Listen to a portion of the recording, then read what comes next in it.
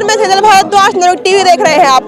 जंतर मंतर पे पुरानी पेंशन नीति के खिलाफ फिर से जोरदार प्रदर्शन यहाँ पे हो रहा है। मेरे पीछे आप तस्वीर देख सकते हैं, यहाँ पे हजारों लाखों की संख्या में यहाँ पे लोग अलग अलग जगह से जुटे हुए हैं, बातचीत करते हैं, समस्या जानते हैं कि पुरानी पेंशन नीति लागू होनी चाहिए, लेकिन सरकार जो है वह इस समस्या को सुन नहीं रही है। तो क्या कहना चाहेंगे इस बात? मैं पहले नवयुग टीवी के दर्शकों को मैं प्रणाम करता हूं और मैं विनती करता हूं ज्यादा से ज्यादा भाई इस न्यूज को देखें। ये जो आज धरना हो रहा है ये जवान जेसीओ रैंक का, इसमें नॉट अलाउड ऑफिसर रिटायरमेंट। पहली बात तो 75 सालों में हमारा नाम ही नहीं लिखा गया है, और जबकि आप देखोगे बॉर्डर के ऊपर जब शहादत देते हो सबसे ज्यादा जवान होते हैं। पर देखो शहादत तो हमारे मेजर भी देते हैं, कर्नल भी देखते हैं, जब वो शहादत देते हैं तो पूरी सरकार वहां पे नतमस्तक हो जाती है। पर जब हमारा जवान शहादत देता तो कोई नहीं आता। उसके बाद में 75 सालों से जैसे सहायक प्रथा है, जिसके कारण पिछले 5 सालों में 819 जवानों ने आत्महत्या करी है। इसके बाद में 1 रैंक 1 पेंशन की जो लड़ाई थी जवानों की, और इसी जंतर मंतर से जो लड़ाई लड़ी गई थी, वो 1 रैंक 1 पेंशन जवानों को ना मिलके उसको लेके रिटायर्ड ऑफिसर, जो आज मान लो सरकार मोदी साहब ये बोल रहे हैं कि 42,700 करोड़ रुपया दिया, तो 42,700 करोड़ जो रुपया दिया वो सारा का सारा ऑफिसर ले गए। जवानों को तो सिर्फ इस 1 रैंक 1 पेंशन के फर्स्ट के रिवीजन में 298 रुपये से 900 रुपये मिले, और सेकंड रिवीजन भी होना जो माननीय सुप्रीम कोर्ट से फैसला है, उसके अंदर जो जवानों की बढ़ोतरी है उसमें भी जवानों की कोई बढ़ोतरी नहीं है। जेसीओ रैंक का 1 रुपये की बढ़ोतरी नहीं है। तीसरी बात जो मिलिट्री सर्विस पे है कि जो चाहे उसमें एक सिपाही है चाहे एक जर्नल है, वो बॉर्डर के ऊपर रक्षा करता है, 6 मीटर कपड़ा पहनता है, अपने घर से वो भी गया, उसमें भी इतना बड़ा भेदभाव है कि एक जवान को 5200 रुपये और एक ऑफिसर को 15,500 रुपये। हम यहाँ पैसों की बात नहीं कर रहे, हम यहाँ मांग रहे हैं हमारा जो मान और सम्मान है।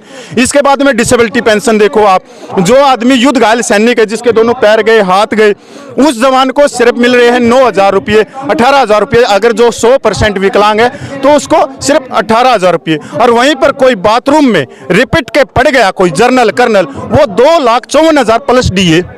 तो ये तो जो सरकार है, या तो सरकार की इसमें अंधी है या सरकार कानी बहरी है कि जवानों के साथ में इतना बड़ा भेदभाव। आप बिल्कुल ठीक कह रहे हैं, बट ये चीज तो सरकार पहले से ही नियम लागू कर देती है ना, एक चीज बंद करके आती है कि इसको इतना मिलेगा, इसको इतना मिलेगा, इसको इतना मिलेगा।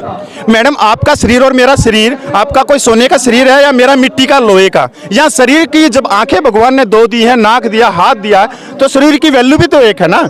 हम यहाँ वेतन की बात नहीं कर रहे। अब मैं ये बात बिल्कुल साफ करना चाहता हूं, आप जो अधिकारी रैंक का जो वेतन है चाहे वो 10 लाख करो 15 लाख करो, जो अलाउंस है वो समानता होना चाहिए। अभी जो ग्लेशियर की है माइनस, जो ग्लेशियर में बर्फ में रहते हैं जवान को वहाँ 22,000 रुपये मिलते हैं, ऑफिसर रैंक को 42,000 रुपये। मैडम ऐसा हो सकता है कि बर्फ जो लगती है वो जवान को कम लगती है और ऑफिसर को ज्यादा लगी हो, या जो ऑफिसर को इतने अलाउंस दे रहे हैं तो इसका मतलब कि ऑफिसर टैंक को कंधे पे रख के तब वो लड़ाई लड़ता है। तो फिर सरकार को मैं निवेदन करना चाहता हूँ, फिर जवान भर्ती क्यों करती है? फौज में बंद कर दो। जब आप ऑफिसर को ही ले लो ना, सारे जवान जेसीओ की भर्ती बंद करके ऑफिसर डायरेक्ट ले लो 13 के 13 लाख में, तो भेदभाव खत्म हो जाएगा। पेंशन नीति की बात भी आप लोग यहाँ पे कर रहे हैं,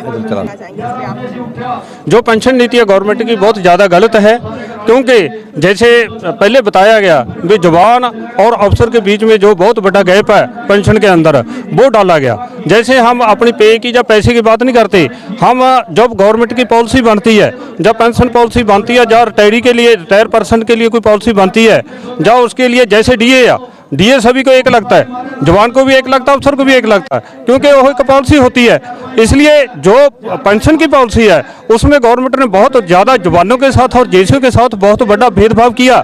अफसर को ज़्यादा दिया, जवानों को और जेसीओ को बिल्कुल कम दिया ही नहीं। उसको पहला जो रिवीजन हुआ उसको 298 से लेकर 900 रुपये तक बढ़ोतरी हुई है, जबकि अफसर की हमारे से 4-5 गुना ज़्यादा बढ़ोतरी हुई है। इसलिए जो हमारे को जो कठिन हालातों में हम काम करते हैं, जवान काम करता है, अफसर तो जैसे है अफसर तो कमांड करता है, जवान ग्राउंड पर काम करता है, पर जब उसकी पॉलिसी बनती है तो जवान को पीछे रखा जाता तो और उसका ऑफिसर को आगे रखा जाता। हम इस बात को चाहते हैं कि जो हमारी पेंशन का गैप है, जो इतना बड़ा गैप डाला हुआ, उस गैप को ये गवर्नमेंट है जो मोदी सरकार पूरा करे, और जवानों को जो उनका बनता हक है वो उसको देना चाहिए। हम कोई ज़्यादा नहीं मांग रहे, हम ऐसे नहीं भी हमारी पेंशन में इतनी बढ़ोतरी करो, नो, हम मानते हैं कि जो आपने पेंशन का फार्मूला बनाया वो फार्मूला हमारे पर भी वैसा ही लागू होना चाहिए। जैसे उनका 2.81 के साथ है, शायद हमारा 2.47 के साथ है, शायद 2.57 के साथ है। हमारी यही लड़ाई में धीरे धीरे करके प्राइवेटाइजेशन लागू हो रहा है, लेकिन जो जनता है वह चीज को स्वीकार नहीं कर पा रही है। यहाँ पे तो चलो हम जवानों की बात कर रहे हैं, कुछ समय पहले जब आपने यहाँ पे देखा होगा तो रेल वाले कर्मचारी भी यहाँ पे आए थे कि प्राइवेटाइजेशन धीरे धीरे देश में बंद होना चाहिए और ओल्ड पेंशन नीति की मांग धीरे धीरे करके सभी लोग कर रहे हैं, लेकिन सरकार इस चीज को नहीं सुन रही है। तो क्या कहना चाहेंगे? देखो, सरकार की नीतियां बहुत गलत है। हर एक जगह में इन्होंने प्राइवेटेशन कर दिया है। प्राइवेटेशन का जो जैसे अभी मान लो एक देखो आप स्पर्श का इन्होंने कर दिया, वो भी एक प्राइवेटेशन में हमारी पेंशन चली गई है। तो उसमें कुछ हमारे ऐसे लोग हैं जिनको उसके बारे में कुछ भी नहीं पता, तो उनकी पेंशन भी बंद हो जा रही है क्योंकि वो लाइफ सर्टिफिकेट दे नहीं पा रहे। उनको कन्फ्यूजन है कि वो कहाँ पर जाके दें।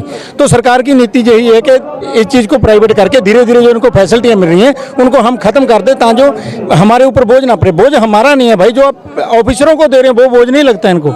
वो भी तो देखो ना, हमारे और अफसरों में इन्होंने कितना फर्क रखा है, ठीक है ना। हमें 2.57 से देके उनको 2.87 से। इसी तरीके से जैसे फैमिली पेंशन है, हमारी फैमिलियों को डिसेबिलिटी में 9,000 मिलती है, इनको 30-30 हज़ार मिलती है। मेडलों में देख लो आप, सबसे ज़्यादा मेडल ऑफिसर के पास है, जबकि इनकी स्ट्रेंथ 3% है। 97% जवान है। किसी ऑपरेशन में जाते हैं, जवान घायल होता है, जवान जख्मी होता है, उसको मेडल नहीं है, अफसर को मेडल है। क्यों भाई? अफसर क्या ज़्यादा काम करते हैं, कुछ उनको मेडल है, तो हमारे जवानों के मेडल कहाँ जाते हैं? मतलब है कि है ना, जवान के साथ जो साथ में पे कमीशन का पे फैक्टर है ना, बेसिक तो देखो जैसे एजुकेशन है ऐसे भर्ती होता है बंदा। सिपाही है तो कम पढ़ा लिखा तो ग्रेजुएशन है डायरेक्ट अफसर कमीशन लेता है, लेकिन जेड़ा पे फैक्टर है 7वें पे कमीशन का वो 2.57 और 281 का वो सबसे ज्यादा निंदनयोग है। क्यों ऐसा नहीं होना चाहिए? जवानों की बात आप कर रहे हो तो मैं आपसे एक और सवाल पूछ सकती हूँ कि अग्निवीर जो सरकार लेके उसके पक्ष में है आप लोग? जी नहीं, बिल्कुल नहीं उसके पक्ष में। क्यों नहीं उसके पक्ष में? देखिए, एक जवान जैसे मान लो एक अच्छा सोल्जर बनने में कम से कम ज़्यादा नहीं 5-6 साल लग जाते हैं, लेकिन इनको बोल रहे हैं कि जो अग्निपथ में भर्ती करो, 4 साल के बाद रिटायरमेंट करो। तो 4 साल के बाद वो 11 लाख 12 लाख उसकी जो बना दिया कि इतना लेके आएगा, तो 4 साल के बाद वो कहाँ जाएगा? वो 4 साल के बाद हो सकता है ना कि वो लोग 4 साल के बाद कोई और जॉब कर लेंगे। सरकार तो अभी जॉब जल्दी ओल्ड थोड़ी हो जाएंगे। मैं ओल्ड नहीं हो रहे, सरकारी जॉब रह कहाँ गई? सब कुछ तो प्राइवेटेशन कर दिया है। फौज इस हिसाब से अगर अग्निपथ के हिसाब से लगाएं तो फौज भी तो प्राइवेट हो गई है ना, हाथों में दे दिया ना प्राइवेट का। प्राइवेट को मारने का कुचलने का तरीका है अफसर को। क्यों यहाँ पे बात की जा रही कि मोदी सरकार जो है मध्यम वर्ग के पीछे पड़ी हुई है, उन्हें मारना चाहती है। आप ये कह रहे हैं? हाँ बिल्कुल बिल्कुल। जो हमारे जो आप अग्निपथ का कोई सवाल पूछा भी, अग्निवीर जो भर्ती करती है गवर्नमेंट, वो हम उसके बिल्कुल पक्ष में नहीं है। भेदभाव की नीति अपना रहे ना। अफसर के लिए 5 साल शॉर्ट कमीशन के लिए, एक अग्निपथ के लिए 4 साल को कोई फैसिलिटी नहीं।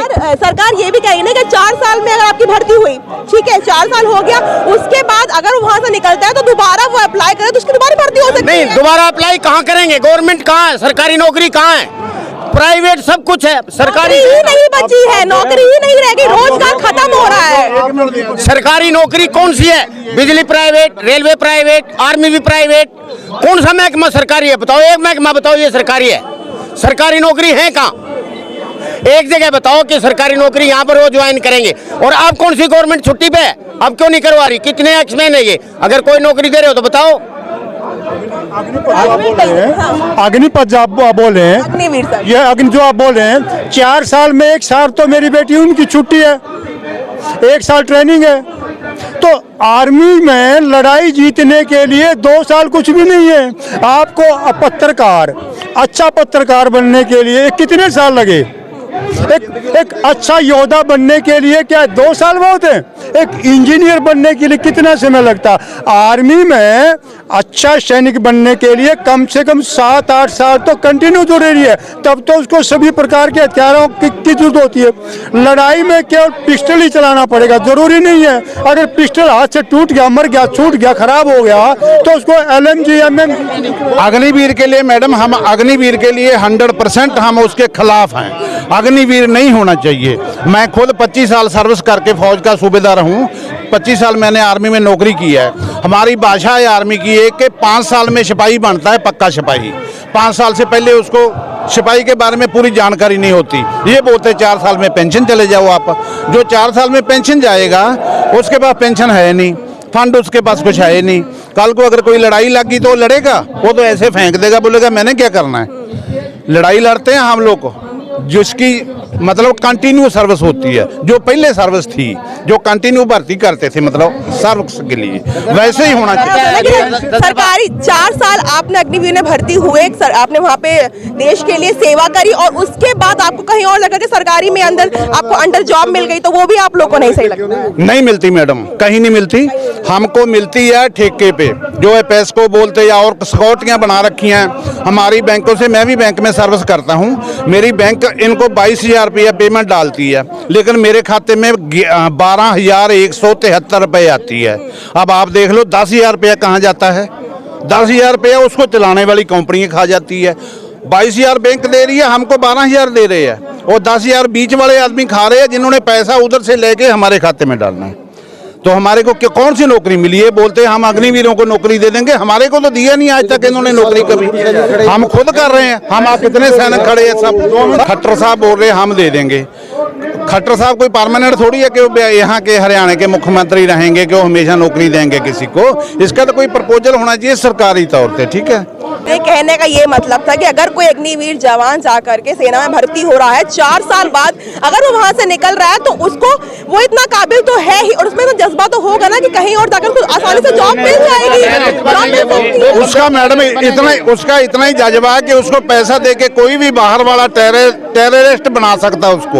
वो इतनी ट्रेनिंग लेके आ जाएगा कि उग्रवादी का काम करेगा बाहर आके। वो मतलब ये चीज बिल्कुल भी सही नहीं कर सकता, वो आर्मी का काम नहीं है। सरकार मोदी साहब यही चाहते हैं कि ये बेरोजगार हो जाए, हमारे साथ बोले ना, हम इनको कुचल के रखें, इनका हक जो बनता ना दिया जाए।